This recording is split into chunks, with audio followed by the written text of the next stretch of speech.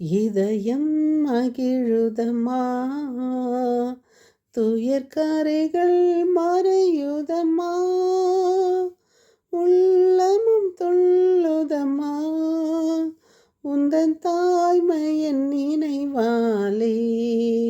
அம்மா இதயம் மகிழுதம்மா, தாய் என்னும் போதினிலே மனம் தான் உன்னை தேடுதம்மா,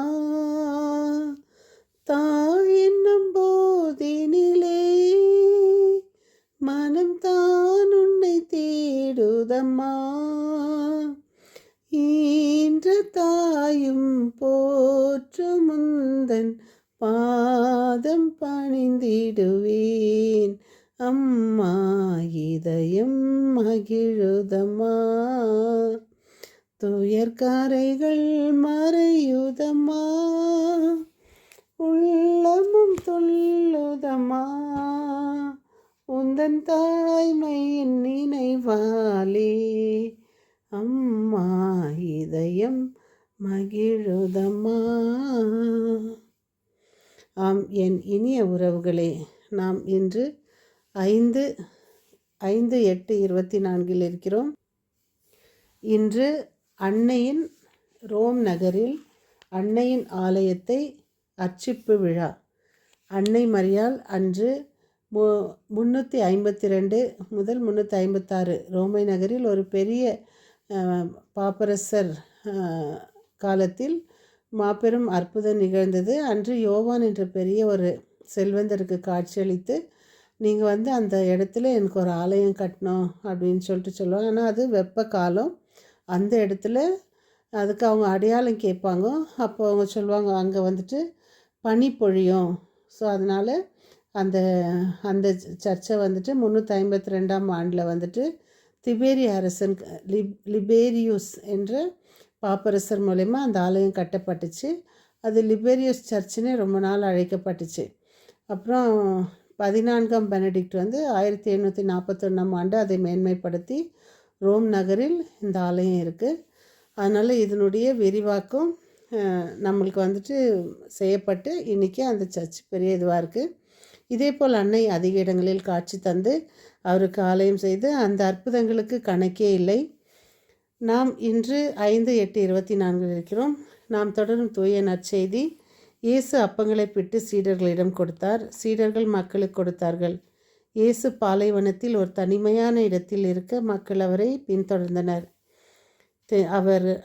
அவர்கள் மீது பரிவு கொண்டார். அவர்களிடையே உடல் நலமற்றோரை குணமாக்கினார். மாலையானதும் அவர்களுக்கு உணவு கொடுத்தார். அவர்களிடம் 5 அப்பம் 2 மீன்களை தவிர ஒன்றுமே இல்லை. இதை உணர்ந்த இயேசு அந்த அப்பத்தை எடுத்து தந்தையிடம் ஜெபித்து அதை அவர் கையில் பிட்டு கொடுத்தார். ஒரு சகோதரன் மூலயமா கேட்டேன் நான். அவர் சொல்கிறாரு, அங்கே இருந்த மக்களிடம் போகிறவங்க ஜெபத்துக்கு ஒரு ஃபுட் எடுத்துகிட்டு போயிருப்பாங்கோ, அதனால் அவங்கக்கிட்ட இருந்தது. அதெல்லாம் கலெக்ட் பண்ணி ஆண்டவர் அதை ஜெபிச்சு கொடுத்தாருன்னு இல்லை.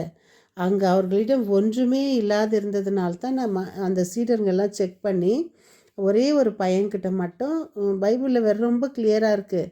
அவர்கள் அதை தெளிவாக அந்த பையன்கிட்ட மட்டும் 2 அப்பம் 5 அப்பம் 2 மீன் இருக்குது அப்படின்ட்டுன்னு சீடருங்க கொண்டு கொடுக்குறாங்க. அதனால் நாம் ஒருவரிடம் சொல்லும் முன் தெளிவாக பைபிளை படிக்கணும். அதை ஆண்டவர் எடுத்து கையில் பிட்டு கொடுத்தார். அவர் தொட்டவுடன், அவர் ஜெபித்தவுடன் அற்புதம் நடந்தது. அது மக்களிடமிருந்து கலெக்ட் பண்ணதில்லை. அவர் நோய்களை குணமாக்கினார். அவர் உடல் நலமற்றவர்கள் கை வைத்தார், பேய்களை ஓட்டினார், பசியால் வாடுவோருக்கு உணவு கொடுத்தார். இந்த அற்புதம் இயேசுவின் கையால் நிகழ்ந்தது. இதோ நாம் இன்றைய வாசகம் எரேமியா 28:1-17. அனனியாவே, கூர்ந்து கேள், ஆண்டவர் உன்னை அனுப்பவில்லை, அப்படியிருந்தும் இம்மக்கள் பொய்யை நம்பும்படி செய்து விட்டாய். இன்றைய நாம் தொடர்ந்து வாசித்து கொண்டிருக்கிற சங்கீத தொடர்ச்சி 35:27-28. என் நேர்மை நிலை நாட்டப்படுவதை விரும்புவார், ஆரவாரத்துடன் அக்களிக்கட்டும். ஆண்டவர் எத்துணை பெரியவர், அவர் தம் அடியாரின் நல்வாழ்வை காண விரும்புவோர் என்று எப்பொழுதும் சொல்லட்டும். நீதிமொழிகள் மனிதரின் சொற்கள் ஆழ்கடல் போன்றவை, அவை பாய்ந்தோடும் ஒரு நீரோட்டம், ஞானம் சுரக்கும் ஊற்று. பொல்லாருக்கு கருணை காட்டுவது முறையல்ல, நேர்மையானவருக்கு நீதி கிடைக்காமல் தடுப்பது நேரியதல்ல. மதிகேடர் பேசத் தொடங்கினால் வாக்குவாதம் பிறக்கும், அவரது பேச்சு அவருக்கு அடி வாங்கி தரும். இதோ நாம் இன்றைய அன்னை மரியாளின் இந்த நாளன்று திருபலி ஒப்பு கொடுக்கும். அன்னை மரியின் ஜெபமாலை ஜெபிப்போம், திருவிவிலியத்தை வாசிப்போம். முடிந்த அளவுக்கு நாம் பிறரை மன்னித்து வாழ முயற்சி செய்வோம். மீண்டும் சந்திக்கும் வரை உங்கள் அன்பு தோழி.